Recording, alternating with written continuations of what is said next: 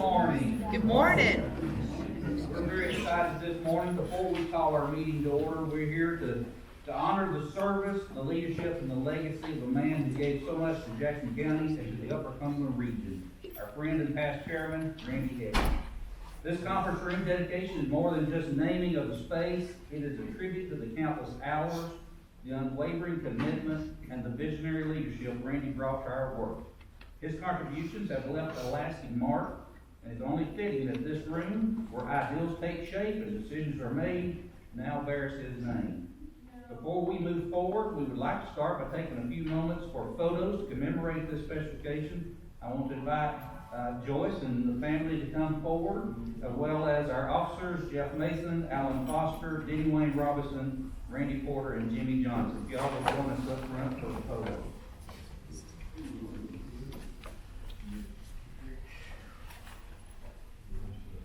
We'll let Joyce, if you want to come down on this side there, family. We have Randy's daughter and son, Franny and Justin, with us as well.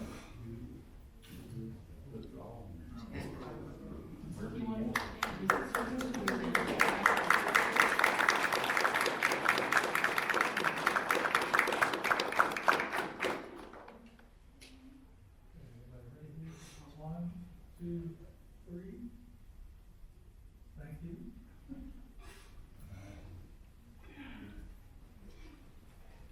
At this time, I want to ask Jeff Mason to come forward and read the proclamation and have a few words to say.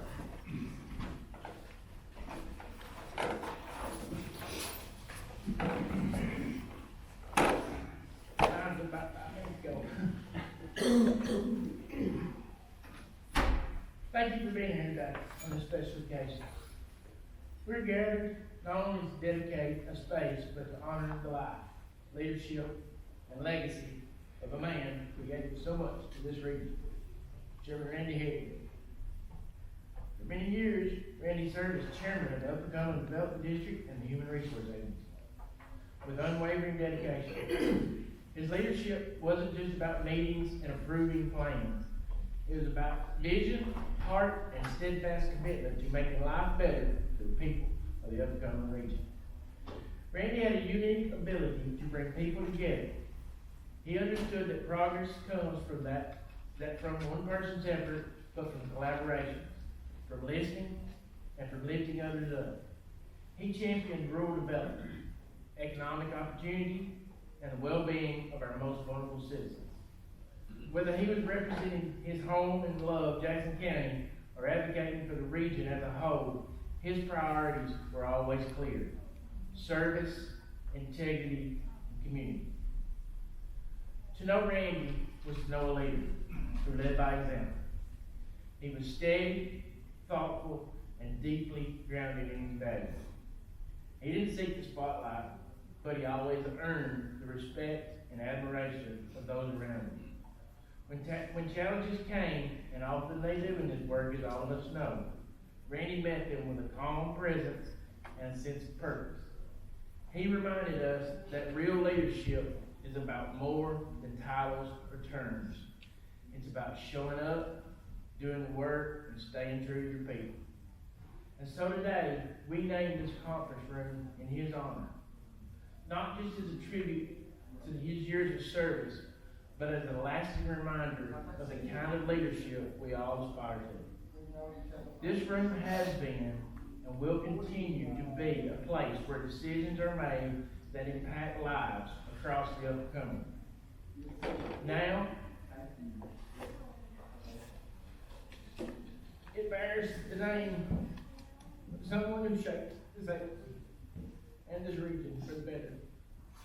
Every time we gather here, may we be reminded of Randy's legacy. The way he led with kindness, with strength, and with a deep love for his community.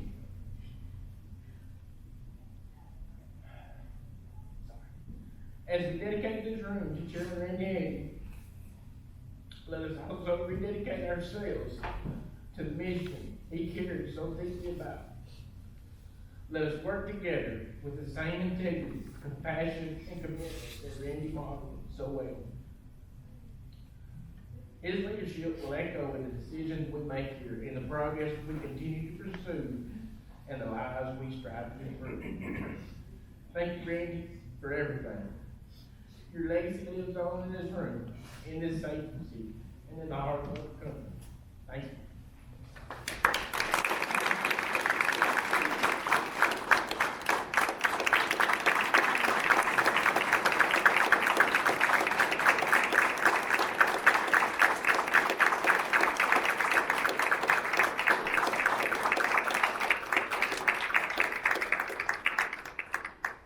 I'd like to add, obviously, our state delegation, our state senators, state representatives, all want to be here today. They are still in session in Nashville and could not be here, but everyone expressed their desire to be here to represent, to honor Randy as well. I know we also have several of his co-workers and longtime friends, as well as the family with us today. And we thank you for coming and being a part of this as we honor him. We've got a copy of the proclamation, and I think we also have a flower that we're going to be sending home with Joyce that helps commemorate the dedication of this ring. So at this time, that's going to conclude our dedication ceremony. We're going to take a 5-minute break to set the room back up and get it ready for our meeting, and give an opportunity for a few of you to say some stuff to Joyce and to the family. So we'll take a 5-minute break from here. Let's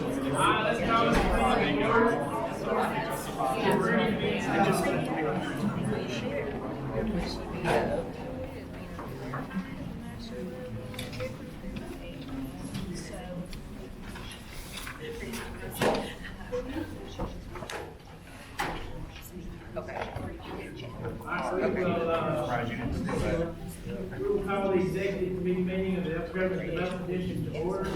At this time, Jim Johnson, would you open us in prayer? I'm going to try to run back. Let us pray. Our most high and gracious Heavenly Father, Lord, we thank you this day.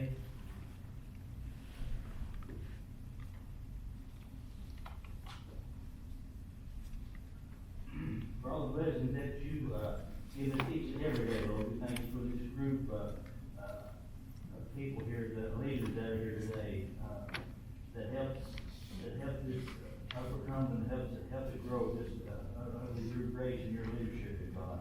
Now help us, dear Lord, to do your will each and every day. Help us, Lord, to remember that Christ is still on the throne, no matter what's going on in the world. That's all. This in Christ's name. Amen. Amen. Thank you. All right, would you open up the pledge?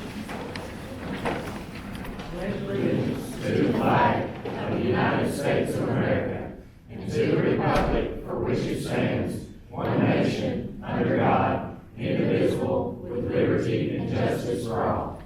May be seated. Ms. Sherry, would you do us a roll call? Greg Mitchell, Stan Hollingsworth, Dale Raven, Here. Luke Collins, Alan Foster, Here. R.J. Crawford, Matt Adcock, Josh Miller, Jim Johnson, Here. Harvey Stowers, Jim Morgan, Here. Lloyd Williams, Here. Steve Jones, Here. Tony Day, Here. Stephen Lobo, Roy Burnett, Stephen Mildred, Here. Stan Gibson, Here. Randy Porter, Here.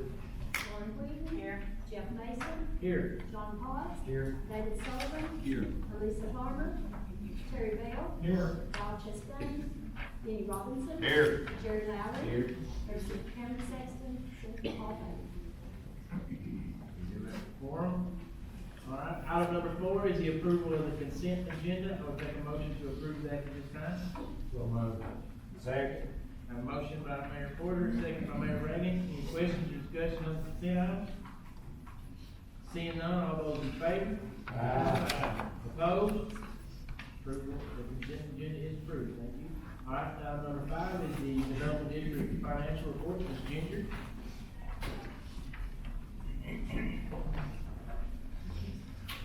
The financial report presented today is due February 28th. We had total grant and program revenues of almost $6.4 million. We had program expenditures totaling $6.7 million with program match of $332,142. To the right of the page, we have our program/matching revenue, which total up to $398,569. And then we have non-grant related expenditures of $52,688. And when you net out our program match with our revenue over expenditures, we have a little over $13,000 to the good through the end of February. Anybody have any questions? Motion to approve. Second. Motion Steve Jones to approve, second by Mayor Robinson. Any question or discussion on that motion? Seeing none, all those in favor?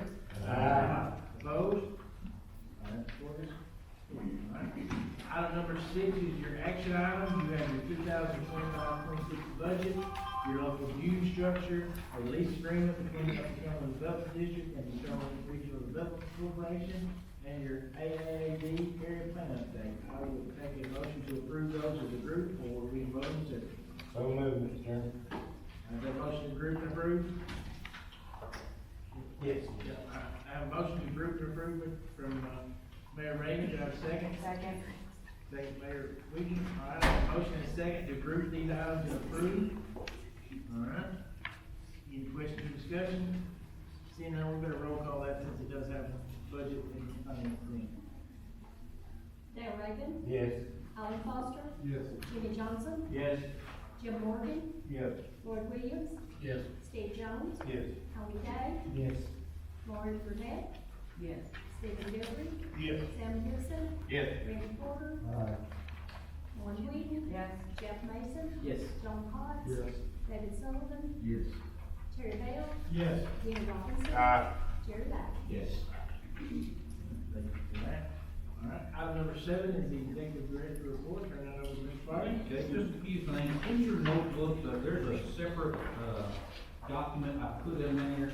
I know several of you in each one of the communities are dealing with, housing shortages and those type of issues. I'm not gonna go through this report, but the Sycamore Institute is a Tennessee-based think tank that does a lot of research on issues that's affecting Tennessee. They recently released this report, and it's, I think, 20-some odd pages. You can look at it, on your off time. This is maybe one of the best explanations of what's happened in the state of Tennessee as far as housing and how it affects all of our communities. And I just wanted to share it with you because it is such a good, concise report that really explains what has occurred over the last really 15 years that's put us in the situation where we have a shortage of housing. So, I won't go into detail on that, but that's there for you to look at, and if you wanna follow up with any questions, I'd be glad to talk to you about that as well.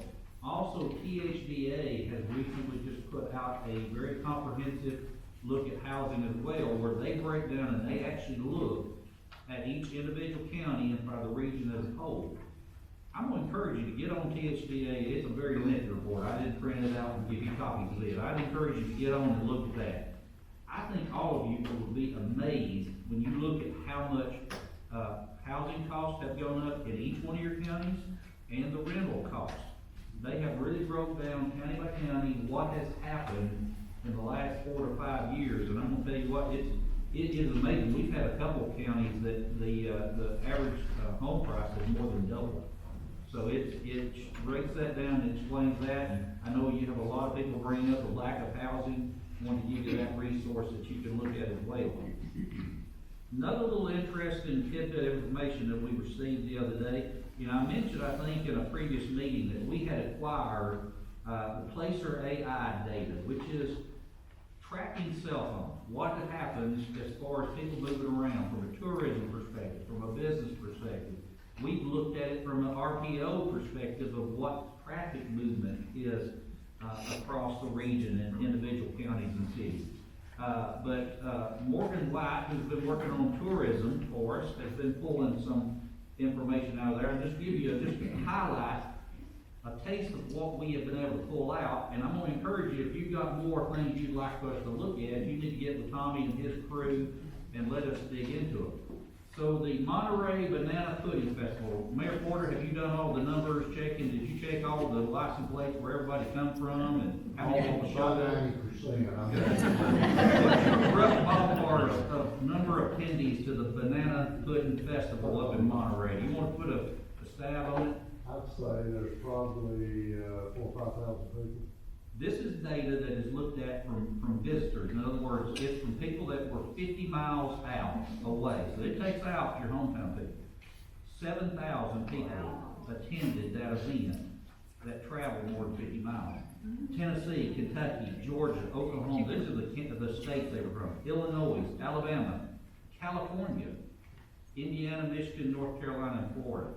And this placer Heady, we can actually drill down and get far more information. So we sent this to Rafferty and for his information.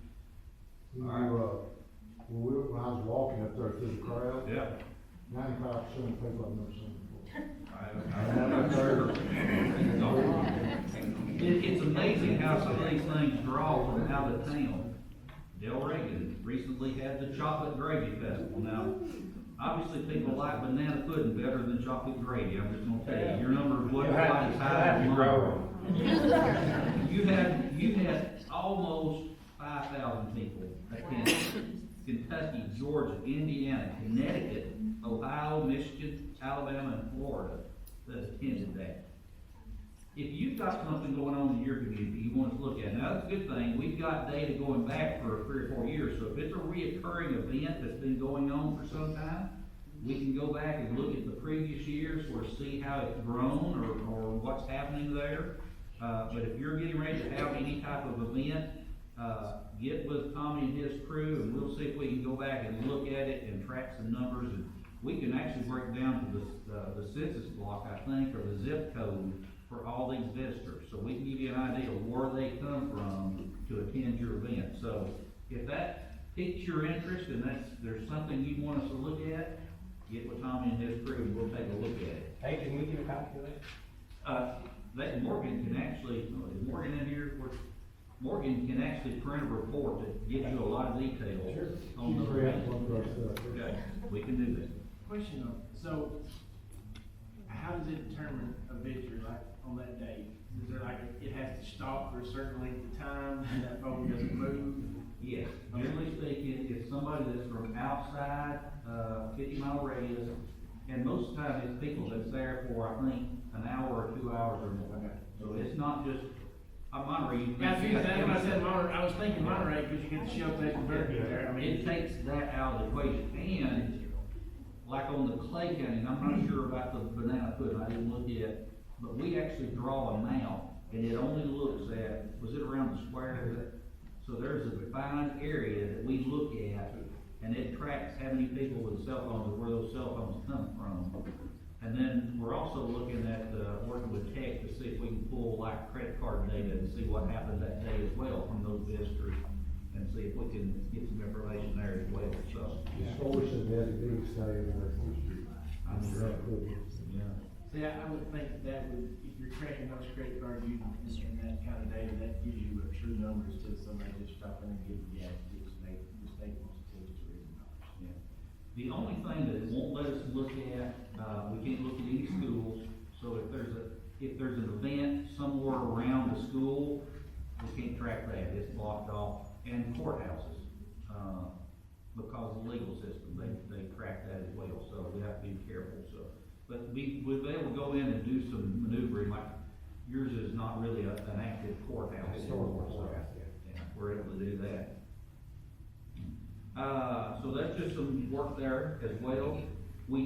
Just a little FYI, we thought we were gonna have a loan ready to go today, but that just didn't get worked out in time. So just for our county mayors and Cumberland Area Investment Corporation, we may have to have a special call meeting sometime coming up. We've got a child care, which is a very good project, but just wasn't ready for today, that we may need a special call meeting sometime early May, to try and get that approved. I know we've got some new faces around the room. I'll just do a very quick sales pitch for our revolving loan fund. So from a business perspective, here in the Upper Cumberland, we've got every bit of the capital needs that a business would need. We've got the micro loans that deal with startups. So if you've got somebody that's trying to start a business and they just need some seed money, we've got that fund. We've got a traditional revolving loan fund. Then we also have the loan guarantees that are available. And then finally, we have in the region an angel investment firm that can put equity investment, where we've got local people who are wanting to invest in businesses that will locate in the Upper Cumberland. So just know if there's a business around your community that's looking to grow, we've got capital to help in that situation. The last thing I've got, Stacy Morrison is with us today. I know PDOT has just put out their new 10-year plan, and Stacy would just like to give a quick overview of what that is and why it may be of interest to you. Yeah. Thank you, Mark. Good to be here today. I'll just, since you're on the square, I'll just pick this spot right here. Mark and Sean sent out information on the 10-year plan that y'all should have received. So that's the first reiteration of the plan. There's a little video there. There's information on the plan. We expect the budget to pass today or tomorrow. There will be like a second phase of the 10-year plan that's part of the budget that will be passed again today or tomorrow. We will get that full into that update into the 10-year plan sometime probably about the middle of May. We will also have additional information at the RPO meeting that's coming up as well. And statewide partnership, there were some statewide partnerships from the Cumberland. I know there's at least one that's in the budget. In Cookville, if you submitted a statewide partnership, you will receive notification on that if you did not receive it. And we'll do a follow-up meeting with you as well to explain that process as well. That statewide partnership will open again this summer, so we're happy that program will come. And again, we'll get more information on that at the meeting in June, first week of June. I think is the RPO meetings for up here. I also appreciate everybody's support on the legislation to help enhance local transportation options. That failed in the House, and I think it made it through the House and Senate. I can't remember which one now, but anyway, we'll try to get that open next year. Right now, that legislation only allows for a few communities across the state, to add surcharges to support transit only. So we were trying to open that up to give you all the options to, we'll probably have more information at the RPO meetings as well, but again, helping that up to all transportation facilities that you all, want to support in your local community. So more to come, so we'll be looking for that budget in the next few days. Thank you, Mark. Can we ask questions? Yeah. Okay. I noticed like one big project that affects a lot of the county around here, that's the Monterey Mountain. Got pushed out 3 more years. You know why they got pushed that far out? Probably just about deliverability and funding. Obviously, you all know, y'all work your budgets. We were all battling inflation right now.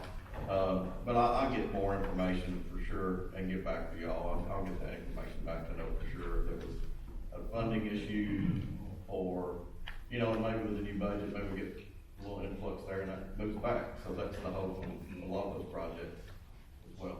One other thing expected in the budget too, that you're in the larger cities, see the chartreuse trucks, the health trucks, part of the budget should expand that program all across the state for all the interstates, so that'll be good help along the interstates as well. So that's one of the things in the budget, so expect that to pass as well. Any other questions? All right, thank you all. The only other thing I would have from my report, and mention the governor's budget, we are thinking we're gonna get a little increase in our state appropriation, just FYI, that's coming down, I think, going to the governor for him to sign. Don't know exactly how much it's gonna be for us, probably approximately around $100,000 additional funding for the developed districts, and we certainly appreciate Governor Lee, seeing fit to put us in his budget for that increase, as well as the work that Representative Brian Williams and Senator Ken Yeager did on our behalf. So I certainly want to give them a shout out, because they really helped push that across the threshold. So, Mr. Chairman, that's my report. Oh, you're good. All right, we'll move on to our regional partners. Angela was here, and She had a meeting. all right, Shirley, Miss Jessie McBride. I'll just be really quick. Jesse McBride, TDEC. Right now we have our brag open in the Brownfield grants. I know we're working with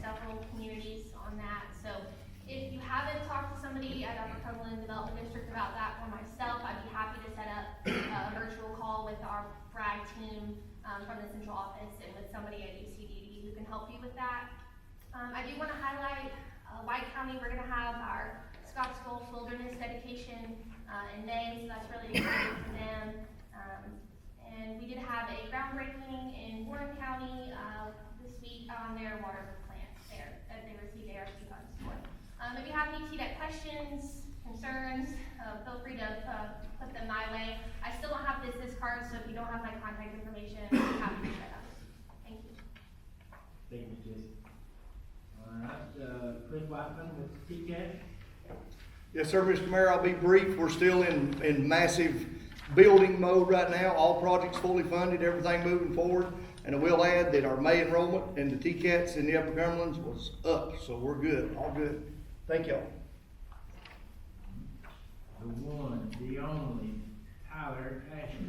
Good morning, Tyler Asher, San Francisco Department of Labor Workforce Development. As many of you know, over the last few months, Deputy Commissioner Scott's been touring the region. In March, we were with Mayor Mason, we toured some places down in Smith County, talked about some workforce development strategies. Yesterday, we were in Overton County. We toured TCAT along with Independent States, and also had some meetings at Tennessee Tech to look at some cybersecurity apprenticeships. As we know, apprenticeships are a massive topic right now. We also have our rural healthcare that has got quite a bit of impact in the Upper Cumberland. We've got quite a few apprenticeships that are going to start with EMTs in our rural communities. So we know that's going to be a major impact for our rural communities to have those apprenticeships in the EMT world. Also, when we get the funding approval, we'll have our Tennessee Youth Employment Program, so that'll start back up not until July 1st, but we're excited about that. If you're doing industry visits or you're running those businesses, having those workforce issues, please reach out to me. We're happy to do some calls with them. I see Miss Jenny Spurlock from Congressman Rose's office. Good morning, thank you, Mayor Mason. So yesterday was tax day, which you're all aware, and, so there's been a lot of confusion, I think, or at least anyone in our confused about, this disaster relief stuff with the IRS as far as, delaying, when you have to file your taxes. So I did reach out to our congressional liaison, at the IRS, and I do have some copies of her, a little bit of clarification, and I'll leave those up here because I've got to leave in a minute, but if you'd like a copy, please grab one, because it is still kind of confusing. Also, talking about taxes, if you have, or your constituents have trouble with their refund or their taxes, whatever, we can help. Working right now with a gentleman in our district who's expecting a $216,000 refund, so if you're expecting a $216,000 refund or $5, we can help. So reach out, and we're happy to take care of that for you. That wasn't big on 216.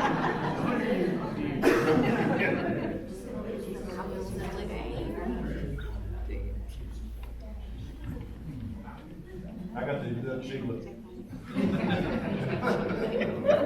Close, Bill, got to get close. Caleb, I don't have a lot to add. Feel free to reach out to our office as well. We can also help with any IRS related casework issues your constituents may have. I know it's grant season. A lot of you have been applying for federal grants.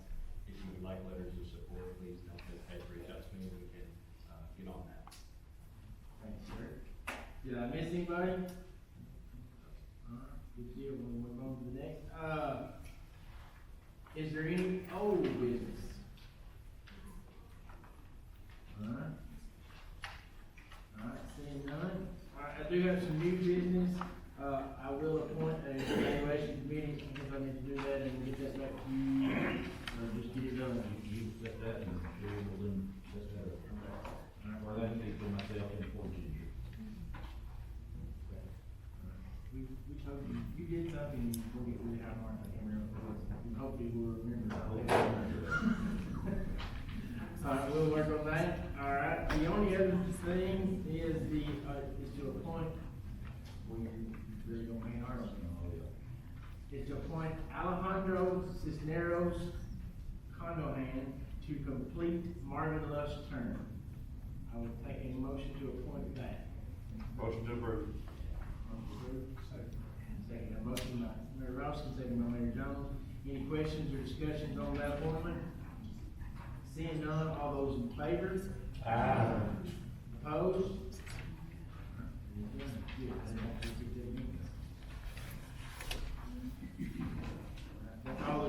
business I have, anybody else have any new business? Is there any public comments before we adjourn? All right, seeing none, at this time I will take a motion to adjourn the meeting of the development. So moved. I have a motion to adjourn, all those in favor? Opposed? All right, are y'all good, we'll go right into the HRA meeting and moving on to that? Yep.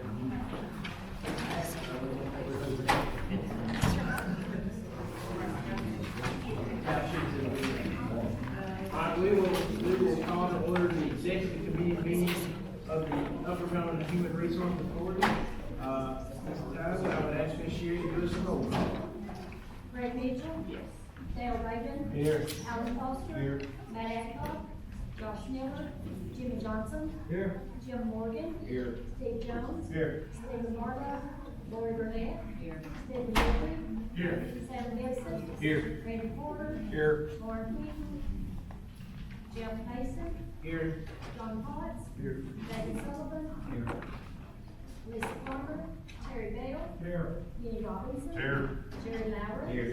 Representative Cameron Sexton. Senator Paul Bear. Thank you, Judge.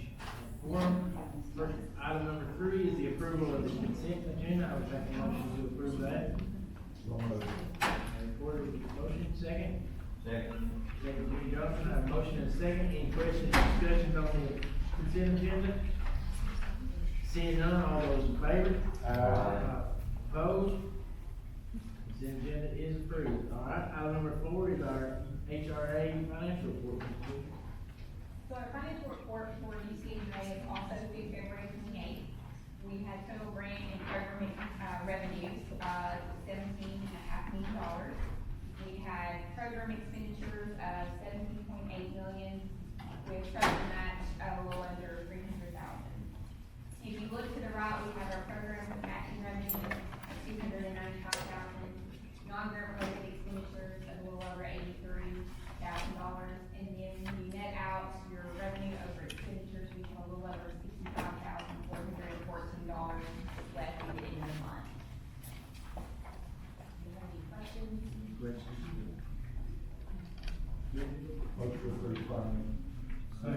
Motion by Mayor Porter, second by Mayor Jones to approve. Any questions or discussion?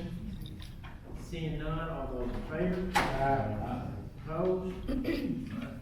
Order is approved. Item 5 is the Van Buren County Head Start report. I'll turn that over to Director Hart. It's pretty much the same thing we do with every meeting. We've got our financial report and then various other things that come down through the Office of Head Start that has to be approved by the board. I'd be glad to answer any questions on that. I would say, there's been a lot of news about federal funds and various stuff. Head Start is one of those odd ones, where we receive that money directly from the federal government, and there are a lot of changes going on with Head Start as far as the things going on in Washington. And we did receive our first Elon Doge request, official request for information. So Ginger and I had to compile a response to send back to the Doge committee on our Head Start operation. So don't have any fear. I think at the end of the day that any of our programs are going to be cut, but there is a lot of realignment going on. Probably my biggest fear, and Ginger and I haven't really gotten into this, is we might run into some reimbursement problems. So it may be somewhere in the future that we have to wait for some reimbursements, which that might run into our cash flow issue. But right now, all of our funding seems to be fine, and we're not facing any issues. That's the first one that we've had any connections to what's going on in Washington. So I just put that out there and be glad to answer any questions on Head Start. Mark, we used to have to do some training every year, have to sign off and so on. We do not have to do that anymore. Well, we build that in. If you'll notice, we put some training in from time to time. And then we also have a family advisory council that meets as well. So, that will come up eventually, in one of our meetings. I know, I just, when you said, I know something cut out or not. Yeah. At this time, I'll make a motion to approve the Head Start report. Motion, Dale Reagan, second, Steve Jones. All right, any questions or discussion? Seeing none, all those in favor? Aye. Opposed? All right, item number 6 is our CSBU update. Anybody else? You can come up to us. Good morning. In your binders, you will see dashboards for January, February, and March. Programs are running along no cuts. You will see that we do have some rental funds that we've been able to assist people keeping them in their rental properties not being evicted. That funding will run through the end of June. So, take a look at those dashboards. If you guys have any questions, I'm more than happy to answer those. You might well know that we have requested additional funds. Yes, we have. So we did have the option. There were some other funds out there. This will be our third request for funds. So, we are working to get those additional funds. So we're very excited about that. Anytime there's leftover funds in other districts, we will always try to reach out and secure those for the Upper Cumberland. Also in your packet are the bylaws. You keep those in there for your reference for every meeting, but it is something that is required with Community Services Block Grant, just to bring those to your attention and make sure that you are aware of the bylaws. Are there any questions for me? All right, thank you guys very much. I'll take a motion to approve the CSBU. Reagan, a second. Second. Thank you, Steve Brewer. We have a motion and a second. Any questions or discussion? Seeing none, all those in favor? Aye. Approved. All right, item number 7 is your action items. You have the 2025-2026 budget, your overview structures, a resolution 25-4-1, and your policy calendar members. What do we have anything on these roads? Yeah, let me just, the resolution 25-4-1 is we're reapplying for our day reporting center that handles substance abuse recovery programs through the court system. That is a resolution saying that you're agreeing with us pursuing that funding. And our policy council reps, we've had a couple pass away as well on that, so we've had to replace a few due to death, unfortunately. Marvin was one of those, and Marie Moran passed away as well. So. All right. At this time, I would take a motion to group and approve those, or we can vote on separate. Motion to group and vote on all of those. All right, a motion to group and approve by Mayor Porter. Second. Second by Mayor Reagan. Any questions or discussions on these action items? All right, seeing none, well, since it controls, it has a budget, we will roll call please, Ms. Shear. Dale Raven. Yes. Alan Foster. Yes. Jimmy Johnson. Yes. Jim Morgan. Yes. Steve Jones. Yes. Steve Ford Burnett. Yes. Stephen Milford. Yes. Sam Gibson. Yes. Randy Porter. Aye. Jeff Mason. Yes. John Potts. Yes. David Sullivan. Yes. Terry Bell. Yes. Denny Robinson. Aye. Jerry White. Yes. Let me add one thing. I know Mayor Bilbrey, I think you and Mayor Johnson had asked, we got those handouts that explains what a development district, what an HRA is. I think y'all had mentioned you'd like some of those for the budget committee possibly. We've got those for you today. Did you get some? Got an email, yes. All right, did you get them? Not yet. We'll get you yours today. If anybody else would like some of those to give to your boards, your budget committee, we'd be glad to get those to you as well. So, if you'll see Rebecca Smith, she can make that happen. Item number 8, executive director report. Mr. Carter. Okay, just a couple things I want to update on. Some of our substance abuse work, I want to brag a little bit. And I'm not sure the numbers, I didn't get that from Melissa, but May 23rd, we're going to have our first graduation from our day reporting center. And that is a program through the court system where instead of people going to prison, they're given to us. We're working through with our clinical staff, trying to get them through the recovery issues, get them stabilized, get them back employed, get them back in the community. And we're very excited. Melissa, do you have a head count on how many you think will be going through that graduation here in May? We currently have 17 from June of last year to Okay. now. That's So they will 17 all be- individuals that we've been able to get back on the right track, and they've been able to stay out of state prison. So we're very excited about that. I think that's on May 23rd, that we've got that graduation coming up. A couple other things, these sort of tie into our housing department as well, but we've got our 2 transitional homes that are near capacity. Those are in Smithfield and South Carthage. Just a little update, we've been working also in Smith County with the Flesh Group and the Smith County Recovery Corps and Judge Bellers about possible more transitional housing down there. It's progressive. We had a good meeting with the state of Tennessee, Department of Mental Health and Substance Abuse a week or two ago, and they're very interested in it as well, so just keep you informed on that. And then, the last thing on substance abuse, the funding source of the opioid abatement money. I know all the individual counties have received some, but the state allocations are gonna be opening up again in the spring, so we need to be thinking about what if we want to look at something regionally to work on substance abuse beyond what you're getting in your individual counties. Now's the time to be thinking. If you've got any suggestions, please get with myself or Melissa, and we'll see if we can put a program together and go after some of that funding.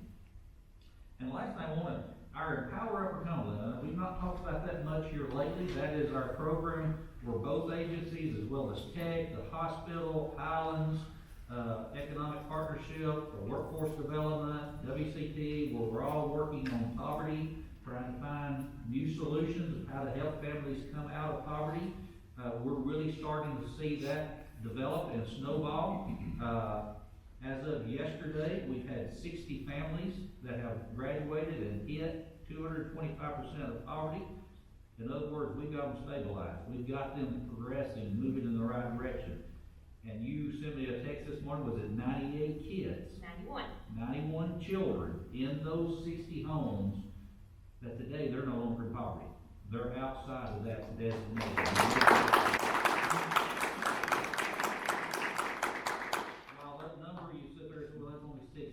Every month it's growing, and what we're looking at, we're seeing movement across all of our population that we're working with. We've got 708 families we're working with or have started. 60 of them now have graduated. They're all making movement towards that point. Now, they're all on a different path, and everything's different in every situation, but we are starting to see success there, and it's starting to compound over time. So we're very excited about that, and hopefully, the state of Tennessee will be excited, and we can continue that on in years to come. So, Mr. Chairman, that's all I've got. All right, thank you, sir. Any questions for Director Clark? Is there any old business needs to go before the committee? Any new business? New business, I would just throw this out there. Thank y'all, I'm not gonna steal his thunder. Y'all invited for the nameplates. They look really good and they're really helpful, and so, thank y'all for getting us their nameplates and that out there. So thank you for that. Any other new business? Is there any public comment? All right, seeing none, I'll take a motion to adjourn.